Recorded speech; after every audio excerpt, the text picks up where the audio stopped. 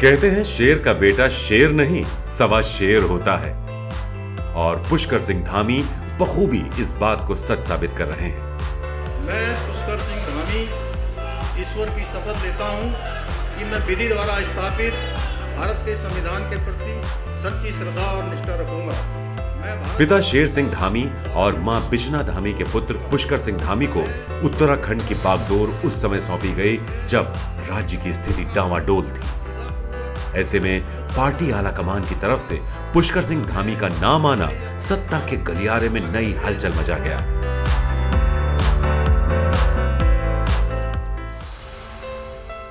उत्तराखंड की बात छोड़ दें तो बाकी जगहों पर धामी के नाम से लोगों का कोई परिचय नहीं था। एकदम नया नाम, एकदम नया चेहरा।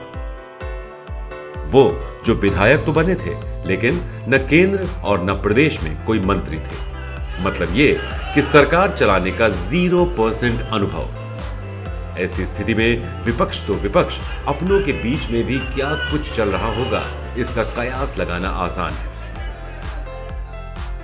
धामी का नाम सामने आया तो राजनीतिक पंडितों को भी लगा अगले 5 महीनों में चुनाव है और रिक्त स्थान को कोई भी भर दे, क्या फर्क पड़ता है। लेकिन अगले 5 दिन में ही सबकी बोलती बंद हो गई।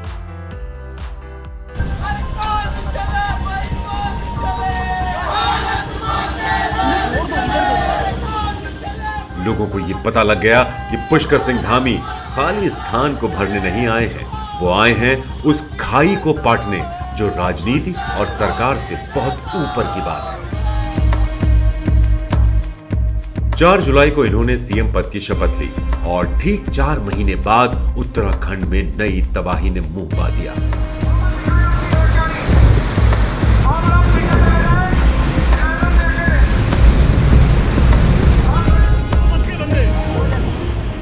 बादल फटने और भारी बारिश ने जो तबाही मचाई वो वाकई खतरनाक थी।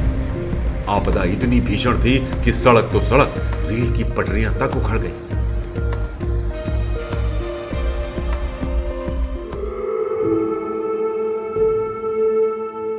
चालीस लोग देखते देखते काल के गाल में समा गए।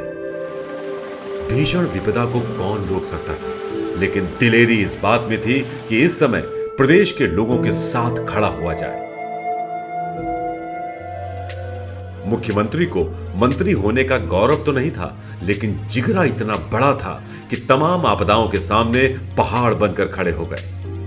एक पहाड़ ने तबाही मचाई थी तो दूसरा पहाड़ चुनौती बनकर सामने खड़ा हो गया। और फिर दिलेरों के आगे तो आसमान भी झुक जाता है, पहाड़ कहां टिक सकता था। आपदा नियंत्रकों के साथ मिलकर धामी ने एक बड़े सैलाब को बहुत कम समय में समेट दिया। 40 लोगों की मौत तो हुई, लेकिन 600 से ज्यादा लोग बचा लिए गए। अब सबकी निगाह इस शख्स पर जा टिकी। पुष्कर सिंह धामी के कामकाज के तरीके से जहां राजनीतिक पंडित सन्न थे, वहीं इनके डाउन टू अर्थ वाले स्वभाव से पार्टी आला कमान गदगद।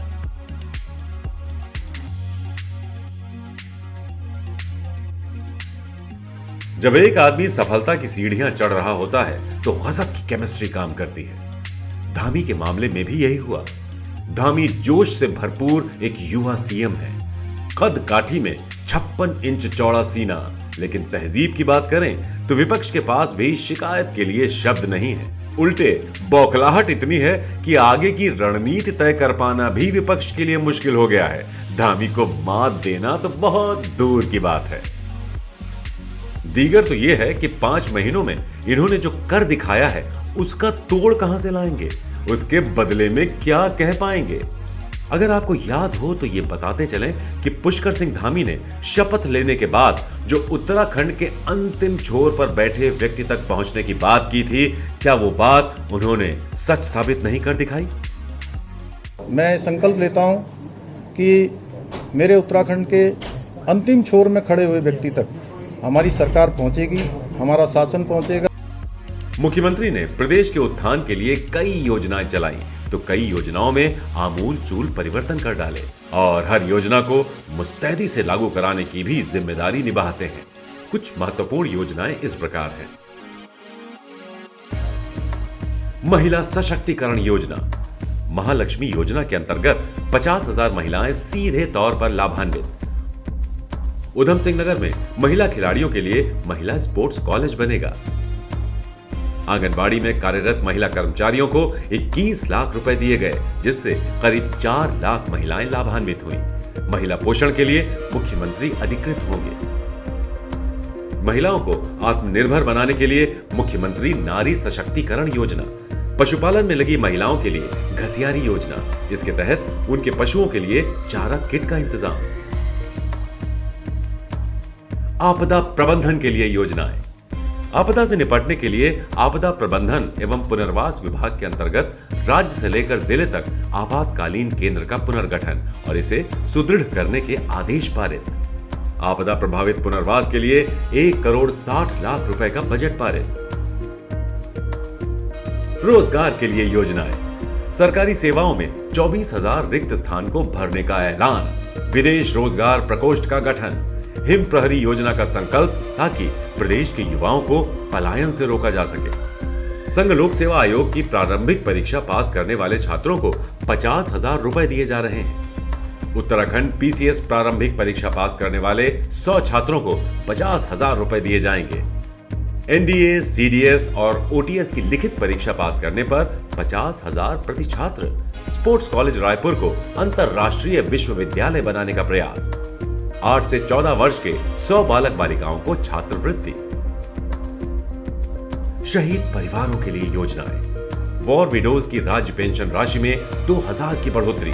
सैनिकों के बच्चों की पढ़ाई के लिए हल्द्वानी में छात्रावास। इसके अलावा मुख्यमंत्री ने ग्राम प्रधानों का दर्द समझते हुए उनका मानदेय 1,500 रुपए से बढ़ाकर 3,500 रुपए कर दिया। वात्सल्य योजना। कोविड के कारण अनाथ हो गए बच्चों को 21 साल की उम्र तक 3,000 रुपए प्रतिमाह देने की घोषणा सुचारू रूप से चल रही है। लोक निर्माण विभाग के तहत ट्रैफिक समस्याओं के निदान के लिए हल्द्वानी, देहरादून, हरिद्वार, रुद्रपुर में आउटर रिंग रोड बनाने की घोषणा। उत्तराखंड के विकास के लिए सीएम ने चौतरफा तार फैलाए हैं, तो पार्टी और केंद्र भी कंधे से कंधा मिलाकर धामी की मदद में जुटे हैं। हाल ही में प्रधानमंत्री नरेंद्र मोदी ने प्रदेश सरकार को बड़ा तोहफा दिया। पीएम ने राज्य के विकास के मद्देनजर 18,000 करोड़ की योजनाओं का शिलान्यास किया। उत्तराखंड के विकास के लिए 18 से अधिक परियोजनाओं की लिस्ट। बीते 5 वर्षों में उत्तराखंड के विकास के लिए केंद्र सरकार ने 1 लाख करोड़ रुपए से अधिक 1 लाख करोड़ रुपए से अधिक 1 लाख करोड़ रुपए से अधिक परियोजनाएं स्वीकृत की हैं। Delhi Dehradun economic corridor. देहरादून से टिहरी झील तक 35 किलोमीटर लंबी टनल। हरिद्वार के गांवों को शहर से जोड़ने के लिए रिंग रोड। हल्द्वानी में राज्य का दूसरा एम्स बनाने की घोषणा। लक्ष्मण झूला पर 69 करोड़ की लागत से ग्लास ब्रिज बनेगा। पुष्कर सिंह धामी जहां एक तरफ पार्टी आलाकमान और स्वयं प्रधानमंत्री मोदी के चहेते हैं, वहीं इसमें भी कोई दो राय नहीं है कि संघ से भी इनकी नजदीकियां हैं। धामी तो पार्टी को अपनी जननी मानते हैं। मेरी पार्टी ने जो मेरी माँ सदस्य है, जैसे हमारी जन्मभूमि है, मेरी माँ जिन्होंने मुझे जन्म दिया है, उसी प्रकार से मेरी पार्टी है जिन्होंने हमेशा मुझे एक बच्चे की तरह लगातार अपने आंचल में छांव देने का काम किया और आज प्रदेश के मुख्य सेवक के रूप में मुझे जिम्मेदारी दी है। मैं अपने आप को निश्चित रूप से सौभाग्यशाली मानता हूं, क्योंकि हमारी पार्टी एक सामान्य कार्यकर्ता को इतनी बड़ी जिम्मेदारी तक पहुंचाने वाली पहली पार्टी होती है। मुख्यमंत्री धामी ने लंबे समय से विवादों में रहे देवस्थानम बोर्ड को भंग करने का जो बड़ा फैसला लिया, उससे उत्तराखंड की एक बड़ी आबादी को किस कदर राहत पहुंची, इसका अंदाजा इन तस्वीरों को देखकर लगाया जा सकता है, जब साधु संतों ने इन्हें देवता की तरह पूजा।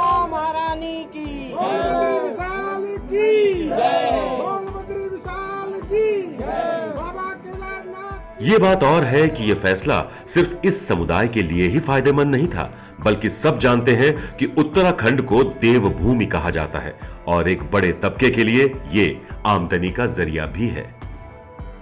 जी हां, मुख्यमंत्री धामी के लिए कुछ भी मुश्किल नहीं है और जिनके इरादे इतने बुलंद हो कि प्रधानमंत्री तक उसकी दाद देते हो, उन्हें मुश्किलें धता कैसे बता सकती हैं? वो तो मुश्किल घड़ी में अपना हुनर दिखाने के लिए होते हैं। हमने मुश्किलों में धामी का हुनर देखा है। चाहे वो मुख्यमंत्री बनने की बात हो या फिर आपदा से निपटने का मामला, हर वक्त इन्होंने तटस्थ रहकर दिखाया है। और आज मैत्री की राह बताने को, सबको सुमार्ग पर लाने को, एक नया उत्तराखंड बनाने को मुख्यमंत्री आपके समीप खुद आए हैं। आइए एक नए और सुंदर राज्य के निर्माण में एक हो जाएं।